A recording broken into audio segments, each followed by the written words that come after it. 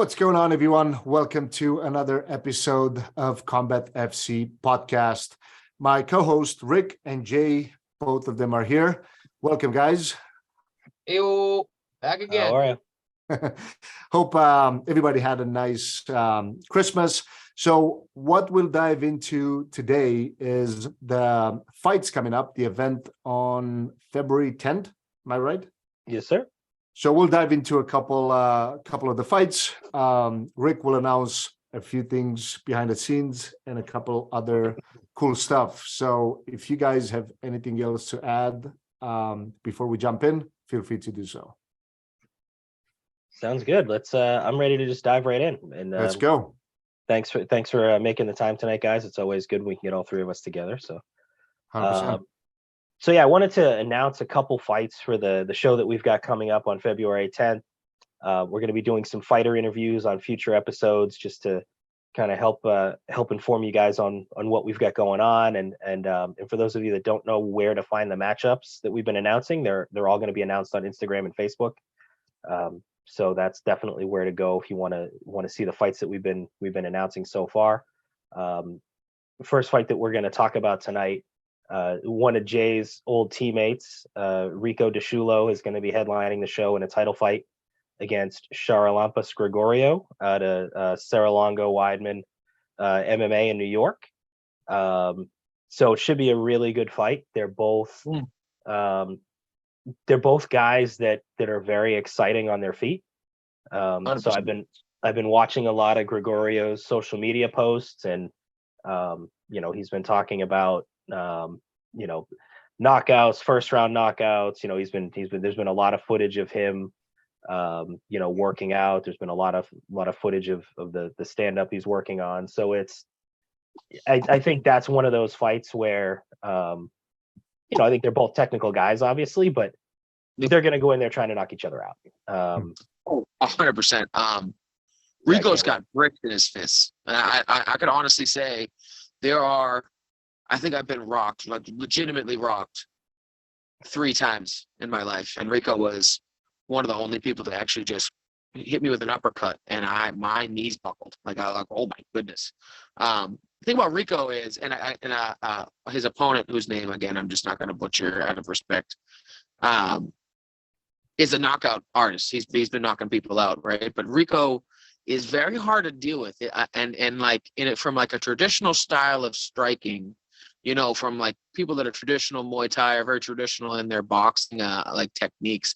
It's hard to time Rico. He's very, very awkward with his range and how he keeps it and he produces it, and where he can do, like, I guess, create power from. Like it's very awkward to fight Rico. His timing's different, and the way that he manages his range is also really well. So it'll be interesting to see how his opponent deals with those things, because I know personally it was difficult I watched a lot of people struggle with Rico because he mixes a lot of karate techniques into basic boxing, into a bunch of other things. So he's very, very, very difficult to time and really like piece together. So I'm actually interested to see how he does that. Yeah, absolutely. And another thing with Rico too is he looks like he's pretty long for the weight class. He is. The last guy that he fought on our show was Gareth De La Cruz. He was a brawler, and he had a real hard time putting hands on Rico. He was really struggling to land. He was pushing the pace a lot, but Rico was slipping a lot of the shots. He was making him pay coming in. So he's definitely someone that, if you're kind of a shorter power guy, it can be tough to deal with the reach that Rico's got too. So it's really gonna have to be on your P's. 100%. Yeah, 100%. Yeah, and I'm glad we get to see that one for 5 rounds. Nice. I can't wait. So that's going to be a great fight. I'd like to see Rico in deep water, because I don't know how many 5-round fights he's ever really had. Do you know what I mean? Like, I don't know how many. He doesn't have a ton of decisions. I know that, but you know what I mean? A 5-round fight. Yeah. If there's one thing that you might be able to use, against Rico is maybe his gas tank's not the best in the world, and that's not, and again, I don't have proof of that, but that's a strategy. You drag somebody to deep water. They don't have as much pop on their punches. They're a little slower. That's when you can get the knockout, So, Yep. Oh, looks like we lost Jay.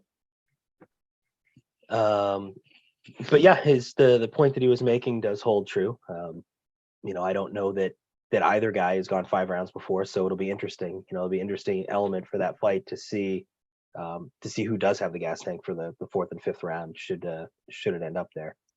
Yeah, I don't really see it go to 5 rounds based on what you guys are talking about them, but let's see. Yeah, I know. But you know what? Like, stranger things have happened. You know what I mean? Where two strong grapplers box for 5 rounds, or you know what I mean, or like 2 guys that are inherently just powerhouses just can't put each other out. You know what I mean? Like, there's things like that happen. So I would be surprised. Mm-hmm. Yeah, and that kind of brings us to the next fight that I want to mention. 2 more power punchers that are going to be fighting. We've got Reggie Carvalho fighting Solo Hatley Jr. That should be a fun one. That's one that I don't see seeing the scorecards there. For people that don't know Solo Hatley Jr., he's had a bunch of fights in Bellator. He's a guy from down south. He beat Gaston Bolanos in Bellator, and Gaston Bolanos is an absolute motherfucker. Love watching that guy fight. And Reggie Carvalho is he recently had a title shot at CFFC. It was a good fight. He had Blake Builder hurt bad in the first round, almost got him out of there. And Blake Builder after that fight went on Contender Series and is now in the UFC. So these are 2 high level guys who have fought high level guys. So I'm really excited to see who, where this one goes and kind of which guy is able to land those bigger shots. So it's I know when I fought Hedgie, I know that when I fought Hedgie, the entire game plan was we can't be open water with him. You can't be, if you take him down, it has to be against the cage, because open water, off his back, on top, he's a shark. This man knows how to put people. He did. He tapped me out, and the one critical error I made was I went for the double, and where I realized we was in the middle of the cage. And as soon as his back hit the floor, he was going for subs, like, immediately. I think that he has a Bellator record, or I think after he fought me, he knocked some guy out in like 26 seconds, or something like that. Some crazy stat. The guy is very well rounded. He's dangerous everywhere. I don't know much about his opponent, but I do know that, on top of this, the guy can take a beating. You know what I mean? Like, the guy, Hedgie is very good at weathering the storm, so it might look bad for him, but in the 3rd round, he can still catch you. He's always able to do things like that. So that, it's nice to see him back in action there. I do have a lot of respect for his skill set. I think that, whoever he's fighting is in for a handful, but you can't let your foot off the gas, I guess is what I'm saying with Hedgie, because if you do, again, there's at any point where you're just not pressuring him or doing the things that are keeping you successful, he could catch you, so I'm interested in that matchup, like, a lot. That's a good one. Yeah, absolutely. Can't wait for that one. Another one I want to mention as well, one of the most impressive guys from our last show was Jake Pilla. Yep. Jake's out. Yeah, he's now 2-0 as a pro after a very impressive amateur career. Jake's back in the cage as well, and he's fighting Zach Burhans. Zach's a guy that's been around a long time. He's had a bunch of pro fights. He's had some pro kickboxing as well. He's fought lots and lots of tough guys. If you look at, a lot of the guys in the area, like the Mitch Raposes and John Dumas, and Burhans is a guy who tends to fight a lot of those guys. A lot of those guys that struggle to get fights. So yeah, Burhans is like that. He takes tough fights, and he wins half of them. Abnormal in today's day. The new formula today is not take tough fights. It's don't take all the best guys. It's fight until your record looks good enough for you to make a show run. You know what I mean? And it's people like this that are impressive, because you're taking hard fights prior to the show gets easier. You know what I mean? It's not as hard because you've been tested by that caliber of person, like Duma. You know what I mean? Anybody that fights Duma or Raposo fighting a high level guy, you know what I mean? That's crazy. You don't have to actively seek out those matchups. It shows a lot about who this type of person is. Yeah, absolutely. And I'm glad to see that that's the type of fight that Jake Pillow wanted as well. You know, because like you said, a lot of guys are looking to get you know, the easiest opponents possible. You know, they're looking to just kind of build their record, and that's something that, you know, when I first started talking to Jake about, you know, what he was looking to do and the types of fights he was looking to have, you know, he didn't want those types of fights. I mean, even on the last show for us, you know, his original opponent ended up pulling out, and we were looking at options, and you know, I'm not going to name names, but there were guys that he just said, like, no, I don't want to go anywhere near those guys. Like they're like, I don't want to be fighting the guys that with the crazy lopsided records. Like try to find me someone that's, you know, that doesn't Realistic. have like, don't find me someone that's 3-20, you know, get me someone that's got a good record, right? So he, you know, he's been one of the guys. But that's respectable. Yeah, absolutely. There's so many people that wouldn't say that. And I mean, that, you know what I mean? In a sport, that's about just a record, and what your record says. It has nothing to do with the quality of it. Right. You know, you know, as a martial artist, it's good to see that people. Yeah. So yeah, I agree with what he was saying. It's good to see when some of these up and coming guys aren't looking to take the easy road, and they are willing to take the tougher fights. So that's a big reason I'm interested in this fight. You know, obviously we have the up and coming prospect in Pilla fighting the tough veteran in Burhans. So yeah, it'll be an interesting one. You know, I'm excited to see how that fight turns out. And you know, while we're mentioning Pilla, the guy that he fought on the last show was Josh Krejci. Josh is coming back this time as well, and he's fighting a guy named Travis Demko. You know, Travis is a guy that's been around a little while. You know, he's 2-0 pro MMA, but he was having a tough time getting MMA fights. He was taking a bunch of pro boxing fights. So I think his pro. Go ahead. Yeah, I was just saying, I believe his pro record's 8-1 in pro boxing. Mm-hmm. You know, he's fighting a lot of local guys, but that's still impressive to go out there and win 8 times. With sports, you know, it's hard to do. Yeah. And again, Krejci he had a knockout win at BKFC before he took that Pilla fight. So, you know, and he's also a purple belt in jiu-jitsu. So we've got a guy who can box that's a purple belt coming out here to fight undefeated Travis Demko. So that should be another fun one. You know, and that's, you know, that's really the goal, right? That's what we're trying to do, is not just, you know, not just showcase prospects, but put together exciting fights that are going to be fun to watch. You know, that's a big part of how we were matching this card. And the way Jake fights, you know, even if he's all grappling based, he's picking people up. He's putting them down. He's, you know what I mean? He's throwing people all over the place. You know what I mean? He's a very aggressive, entertaining style. Like to see him throw his hands a little bit more. Obviously, with the boxer, that's probably not in the tactical plan. He's probably going to bull double him, but, you know, he's been working under John Howard. Doomsday forever. You know, you know, showcase your Muay Thai against the striker. You know, that'd be fun. And I totally think that Jake is the type of guy to oblige somebody in that and test himself there before he goes to his bread and butter, you know? I really respect that. I respect both guys for that. For me, I've taken tough fights all the way through. So, you know, it's nice to see like younger guys that are just getting into the game, not taking padded records, and we're not unpadded record, but like the opposite of padded records. You know what I'm saying? Like the 3-20s or the 7-27s. You know, like it's like why? There's no reason for that. You know, so I big respect for both these guys. I always like watching Jake fight. So you know what I mean. I expect entertainment all the way through every time he's around. Yeah, absolutely. And man, does the kid have a fan base. Like even as an amateur. You know what I mean? Like I envy this kid so much. Like I remember hating on him back as like when we were both amateurs at the same time. Because I'm like, dude, I'm number 1 in New England, and who the fuck is this kid? You know, who is this guy? Yeah, absolutely. So yeah, Pill has definitely got a fan base that likes to see him fight. I think it's probably even bigger now that he has his own gym. And the gym happens to be about 20 minutes from our venue. So yeah, it feels like half the place is there to see him. It's crazy. It's got like a Lozon type crew for one guy. Yep. You know what I mean? And other promotions, you see the Lozon guys take over, because they have just swarms of people.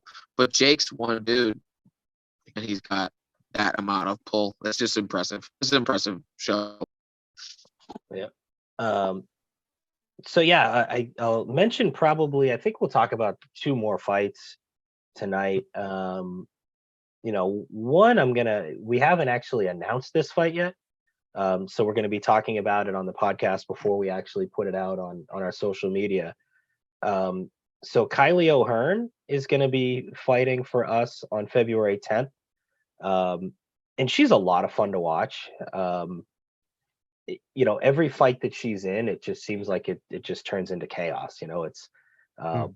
There's lots of punches, lots of blood. It's like, she goes to war. So I really like watching her fight. Her last fight was just bananas. So yeah, I was excited that we were able to get her on the show. And she's going to be fighting someone by the name of Kelly Clayton. So Kelly's also 2-2. She's a brown belt in jiu-jitsu, and her last fight was a win over Haley Cohen, who's in the UFC now. So both Kelly Clayton and Kylie O'Hearn, they've both fought lots of high-level opposition. I think if you look at the people that Kylie has lost to, they both have done very well since those fights. So it should be a fun one between two high-level mixed martial artists there. So Jay, you probably know more about Kylie than I do. So can you give us a little info on her? Kylie is frightening. Kylie is a really hard worker, and I think that her 2-2 is exactly what you said. She takes really hard fights. Sometimes fights just like out of her weight class, because you have to speak to someone's mentality, especially going into a fight, and then because it really does drive you forward. And Kylie takes pure joy in what she does, and you can see it. She wipes blood all over her face. She's putting her tongue out. You know what I mean? She loves that. She's just a dog. That's really the best way that I can put it. She is always trying to come forward, always trying to get better. And I like that she's challenged herself so much with the matchups that she's taken, but they might have been a little bit mismanaged. You know what I mean? Maybe she shouldn't have been fighting at this weight class or this weight class. You know what I mean? And maybe she would have been more successful. But she's very dangerous in that she's, I believe, a brown belt, correct? Am I wrong there? I could be wrong, but I believe she is a brown belt in jiu-jitsu. She's very dangerous on the ground. She's also strong, like very, very strong. Her shoulders are very big. I don't know if you've ever seen Kylie, but she's like up close with when she's fighting, but she's got the big old shoulders. She's very, very strong. The one thing about her that is dangerous is that she, in that chaos of her fighting, is that she loses her game plan, and then she starts to just kind of swing, and anybody could really, with a good game plan and a good footwork, can kind of take advantage of that. So I'd really like, and if she was working with, I believe she was training with Don Shana. She's been moving around a little bit. As you said, she was back in New England now, but I really want to see what other implementation she's made to her game to improve it. Because she's always had the dog in her. She's always been very aggressive and attack, and always going for the finish, and very entertaining all the time.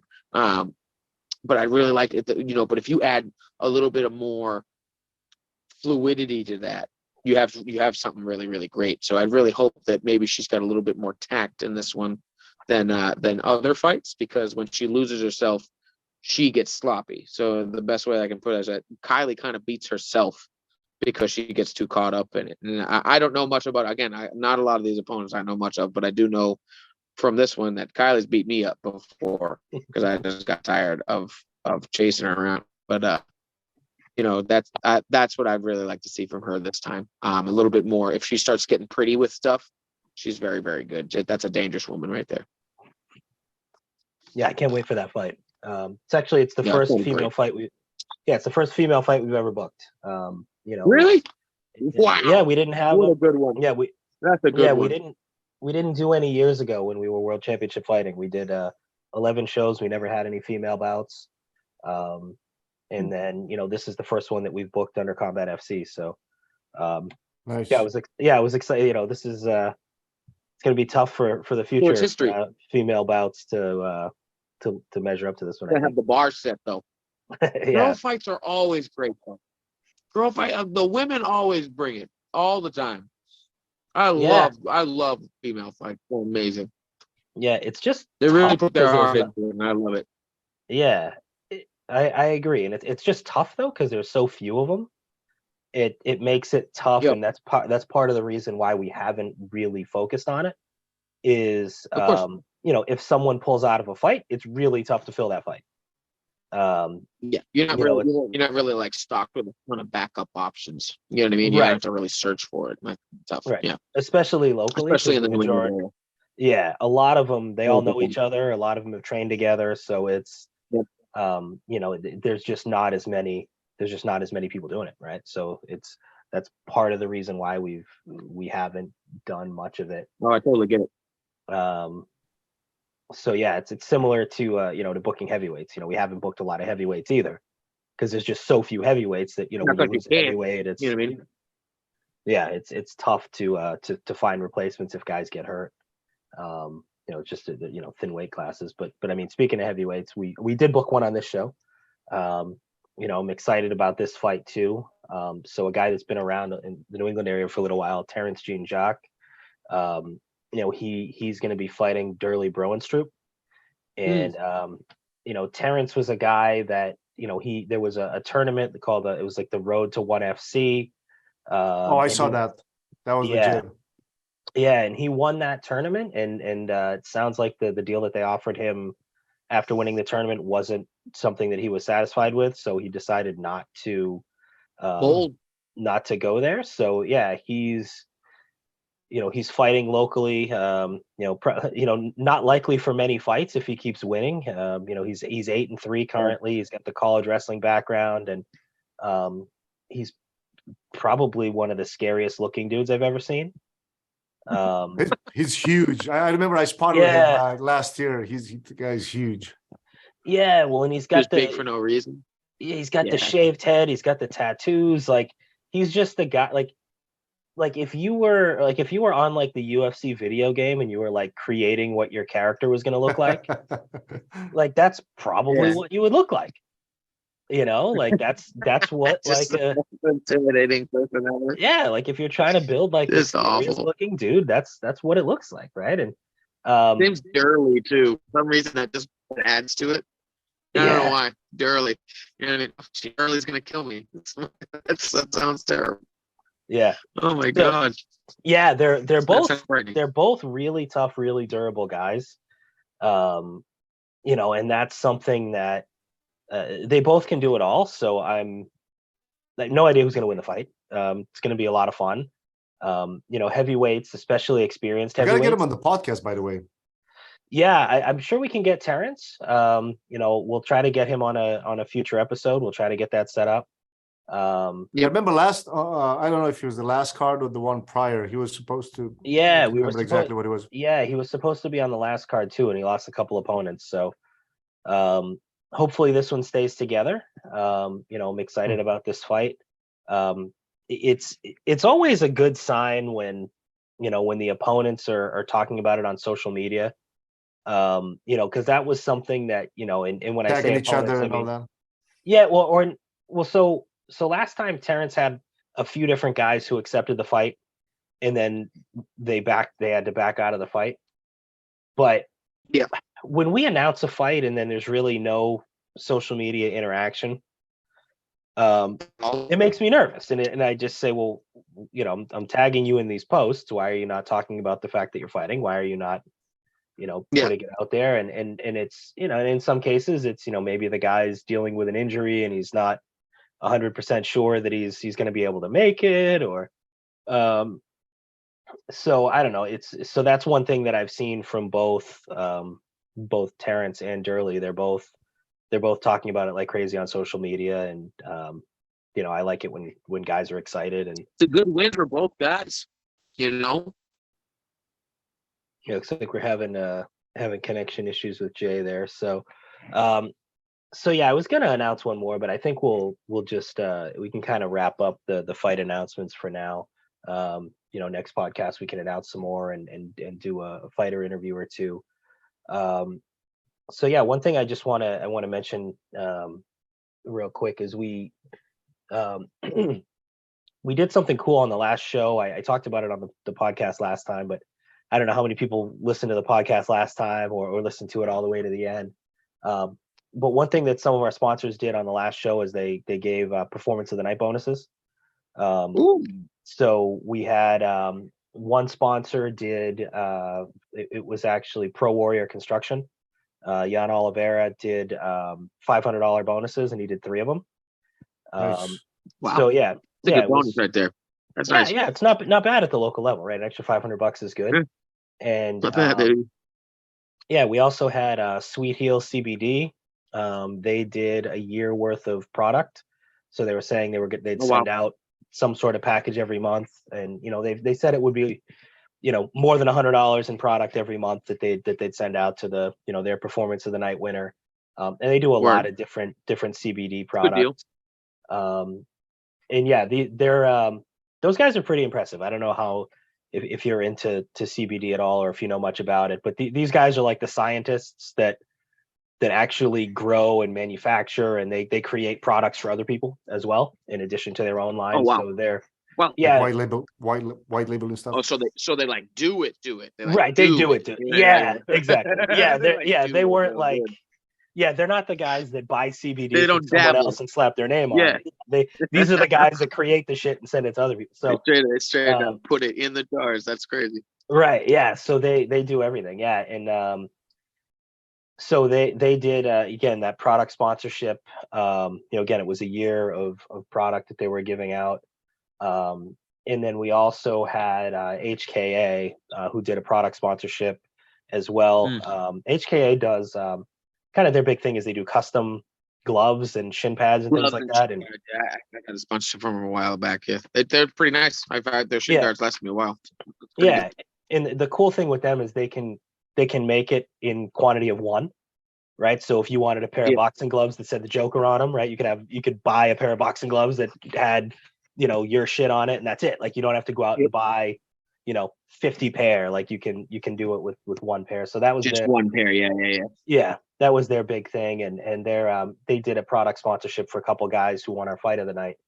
We're going to be doing something similar on the next show. So that's something that Sweet Heel is coming back for this next event as well, and they're going to be doing a product sponsorship, and they've also talked about doing $1,000 performance of the night bonus. Nice. So yeah, that's good, baby. Yeah, that's good money for locally. Yeah, and we're still, those are things that I think that's what happened on the last show is when one sponsor had talked about, I'd like to do some type of performance of the night, and then we mentioned that to the other sponsors, and then all of a sudden, we had three domino effect. Yeah, all you need is one of them to do it. Once they see the first person do it, it's like getting in the pool. You know what I mean? Yeah. Once they know that other people are doing it, other sponsors jump on. That's cool, man. That's dope. A lot of people don't got that going. $1,000. I'm sorry, but before you make look, when you get locally, if I heard, hey man, if you have the best fight of this evening or the best performance this evening, I'll throw on an extra $1,000 on top of it. Boy, I am gonna tornado kick everybody. I'm gonna spam circle as much as I can. That's a great incentive for local guys to start getting after it. So like, again, with that floating over it, be like, hey man, if I beat this dude's ass, an extra $1,000 for me. That's it's a recession. Inflation is crazy. We need the extra $1,000. Yeah, and the thing about it too is it's actually a sponsorship, or it's a bonus from the sponsors. So amateur fighters are eligible for that as well because it's got nothing to do with the promotion. Damn, nice. So last time, one of the guys that won a Performance of the Night bonus was Nestor That's Uja. great. Nestor had a big first round knockout over Lucas Rosa, and he was one of the people that the sponsor chose for the $500.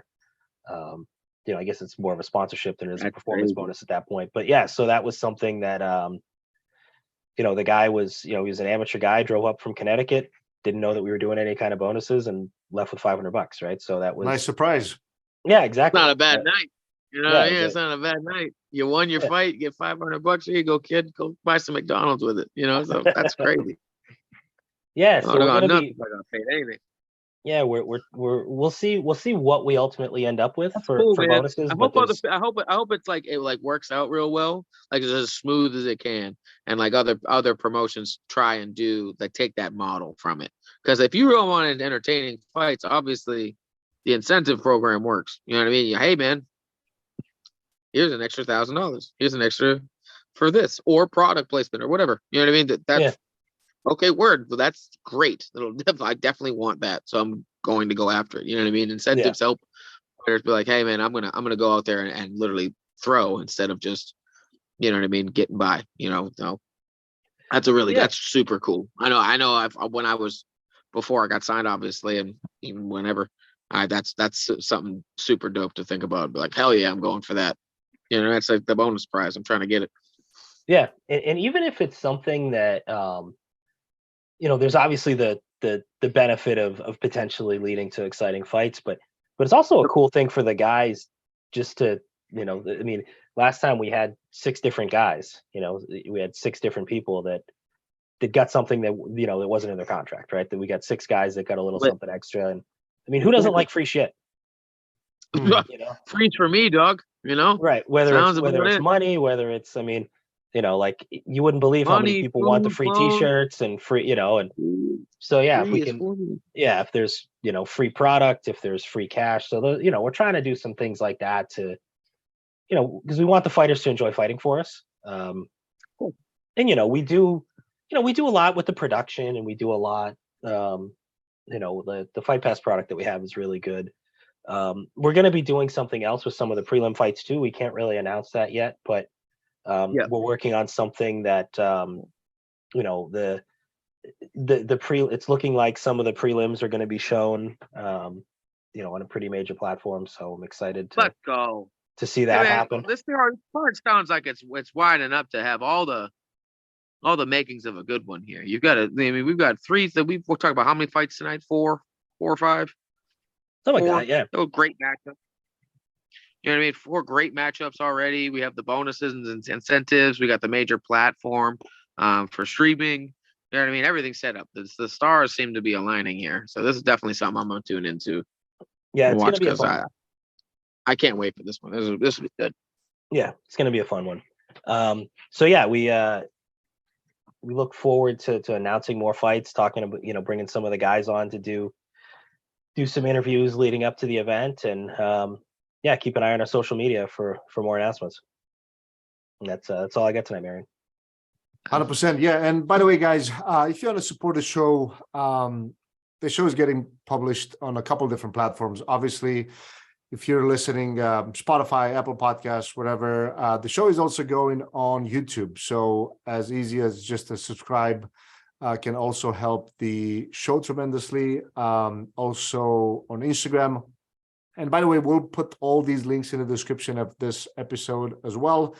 And of course, if you guys have any questions, you'll get the links in the description below. You can ask Rick directly on the CombatFC Instagram page.